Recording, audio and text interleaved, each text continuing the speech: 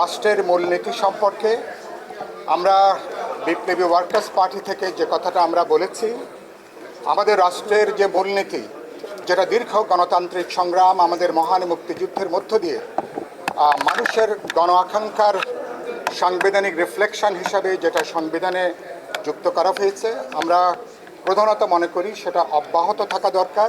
আমাদের জাতীয় ঐক্যমত্য কমিশন তারা আজকে সুনির্দিষ্টভাবে নতুনভাবে তারা কিছু প্রস্তাব হাজির করেছেন। আমাদের মুক্তিযুদ্ধের যে ঘোষণা, প্রোক্লামেশন অফ ইন্ডিপেন্ডেন্স, সাম্য, মানবিক মর্যাদা, সামাজিক ন্যায় বিচার, এই 3টি আর্টিকেলের সাথে গণতন্ত্র শব্দটি যুক্ত হবে এবং সেখানে আমরা বলেছি ধর্মীয় স্বাধীনতা এবং সম্প্রীতি, এই 5টি আর্টিকেল এর সাথে যুক্ত করা।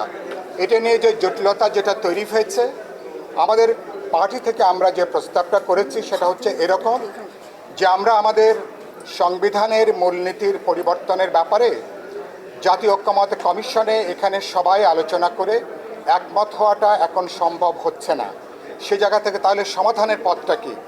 আমরা যে সমাধানের পথ হিসেবে যেটা উল্লেখ করেছি যে আমরা এভাবে এটাকে লেখাটা যায় কি না যে আমাদের রাষ্ট্র পরিচালনার মূলনীতি হিসাবে সংবিধানে যা উল্লেখিত আছে সেটা অব্যাহত থাকুক, অথবা পরবর্তীকালে যদি সেটা পরিবর্তিত হয় তাহলেও সাম্য, মানবিক মর্যাদা, সামাজিক ন্যায় বিচার, গণতন্ত্র এবং ধর্মীয় স্বাধীনতা ও সম্প্রীতি এটা উল্লেখ করা যেতে পারে। এইভাবে হয়তো একটা সমাধানের জায়গায় আসা যেতে পারে। তারা সময় দিয়েছিলেন, আমরা 10 মিনিট নিজেরা পরস্পর আলাপ আলোচনা করেছি। পরবর্তীকালে বা বিরতির পরে যখন আলোচনা হয়েছে, তারা ঐক্যমত্য কমিশন নিজেরা আবার বসে আলাপ আলোচনা করে এ ব্যাপারে আমরা কোনো সুরাহা করতে পারি কিনা। আজকে না হলে আমার ধারণা যে আগামী রোববারে এই প্রস্তাব তারা আবার হাজির করবেন। এখানে রাষ্ট্রের মূলনীতি বিষয়ে কথা হয়েছে। আগের দিনই এই বিষয়ে যখন কথা হয় তখন আমাদের দলের পক্ষ থেকে আমরা বলেছিলাম রাষ্ট্রের মূলনীতি থেকে ধর্মনিরপেক্ষতা বাদ দেওয়ার আসলে কোনো কারণ নাই, কারণ যেহেতু গণতান্ত্রিক রাষ্ট্র কাঠামোর মধ্যে আমরা আছি, সেখানে ধর্মনিরপেক্ষতা গণতন্ত্রের সাথে অটোমেটিক চলে আসে বাই ডিফল্ট। ফলে ধর্মনিরপেক্ষতা বাদ দেওয়ার কোনো জায়গা নাই। বরং আমরা মনে করি গণতান্ত্রিক রাষ্ট্র কাঠামোয় কোনো একটা রাজনৈতিক দলও ধর্ম আশ্রিত হতে পারে না। এই জায়গা থেকে ধর্ম নিরপেক্ষতা বাদ দেওয়ার যে আলোচনাটা এসছে তার বিরোধিতা আমরা করেছিলাম। আজকে যে 5টা বিষয় যুক্ত করার কথা বলা হয়েছে তার সাথে আমরা একমত, যদিও এই ব্যাপারে আমরা এখন পর্যন্ত সবগুলো দল ঐক্যমত্যে পৌঁছাতে পারিনি। নিশ্চয়ই আমরা সামনের দিনগুলোতে আলোচনার মাধ্যমে সেখানে ঐক্যমত্যে পৌঁছানোর চেষ্টা করব।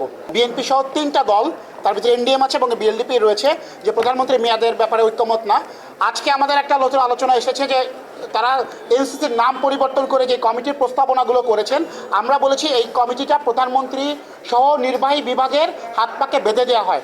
তবে যদি এই কমিটির কোনো প্রয়োজনীয়তা নেই সে ব্যাখ্যা দিয়েছি। এই সিদ্ধান্ত থেকে যদি ঐক্যমত্য কমিশন সরে আসে তাহলে প্রধানমন্ত্রীর মেয়াদ নিয়ে আমাদের যে আগের সিদ্ধান্ত ছিল সেটা আমরা পুনর্বিবেচনা করব। এইটা হলো 1 নম্বর আলোচনা। 2 নম্বর পয়েন্ট হচ্ছে সংবিধানের মূলনীতি নিয়ে যে আলোচনায় থেকে গিয়েছিল, এখানে আমাদের দলের একটাই বক্তব্য, ঐক্যমত্য কমিশনে অনেকেই অন্তরে কুসুমভাবে বা ইনিয়ে বিনিয়ে মুজিব প্রেম বা মুজিববাদকে ফুটিয়ে তোলার চেষ্টা করছে, যেই কারণে আসলে জটিলতা তৈরি হচ্ছে। আজকে 5-6 দিন পর্যন্ত ধারাবাহিকভাবে আলোচনা হচ্ছে। তবে আমি আমার প্রচণ্ড হতাশা ব্যক্ত করছি যে এখান থেকে কোনো সিদ্ধান্ত আসাটা অত্যন্ত দুরূহ ব্যাপার। মানে আজকে যে আলোচনাগুলো হয়েছে এই আলোচনাগুলো গত 2-3 দিন ধরে ঘুরপাক খাচ্ছে। আলোচনাগুলো ঘূর্ণয়মান পদ্ধতিতে ঘুরপাক খাচ্ছে, কিন্তু কোনো সিদ্ধান্তে আসতে পারছে না। আমরা এই ঐক্যমত্য কমিশনকে বলছি যে আপনাদের সিদ্ধান্ত নেওয়ার প্রক্রিয়াটা কি? আপনারা কি অ্যাবসলিউট মেজরিটি চান, 100% ঐক্যমত্য চান, নাকি অধিকাংশের মতামত চান? ওনারা আসলে আমার মনে হয় যথাযথভাবে ওনারা এটাকে আপনারা পরিচালনা করতে পারছেন না। ওনাদের মাঝেও কোনো ব্যর্থতা আছে। ইচ্ছা করলে অনেকগুলো সমস্যা বা অনেকগুলো আপনার যে প্রশ্ন উত্থাপিত হচ্ছে অথবা যেগুলো নিয়ে আমরা আলোচনা করছি, যে আপনার জাতীয় ঐক্যমত্য কমিশন, তারপরে আপনার রাষ্ট্রপতির আপনার মেয়াদ, তারপরে আপনার যে সাংবিধানিক নিয়োগের ব্যাপারগুলো, এগুলো নিয়ে অধিকাংশ রাজনৈতিক দলগুলো একটা মতে থাকে। 1-2 জন যদি এটা বিরোধিতা করে তখন ওনারা কী করে এটাকে ডেফার করে দেয়। তো ডেফার করতে করতে এটা কোন পর্যায়ে যাবে এটা আমি আশঙ্কা করছি যে এটা হয়তো জুলাই মাসে শেষ হবে না। নিউ ইয়র্ক থেকে সম্প্রচারিত TVN 24 টেলিভিশন বিশ্বজুড়ে বাঙালির কণ্ঠস্বর।